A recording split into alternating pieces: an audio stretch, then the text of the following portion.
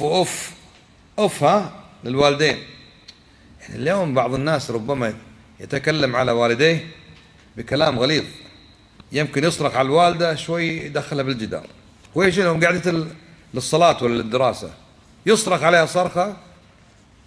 ها خلاص قاعد خلاص، خلي الأم. الله يقول ايش فلا تقول لهم ايش اوف اوف ها اوف. بعض العلماء يقول لو كان في كلمة أصلا من أوف لذكرها الله مما يتكلم به الناس. بعض الناس يعني ما أخذها ميانة غشمرة عايدة مع الوالدين، هذه من كبار الذنوب، من كبار الذنوب.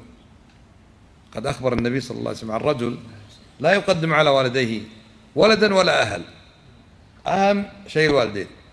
وكان هو إيش يحتطب، في يوم من الأيام نأى به الحطب، يعني ابتعد على اللي جنبه ما في، رجع فوجد أبويه قد ناما وحلب لهما غبوقا، نسميه غبقة، هذا تال الليل حليب، فما أسقى أهلا ولا ولدا، وأولاده يبكون يريد الحليب وهو واقف عليهم حتى استيقظا.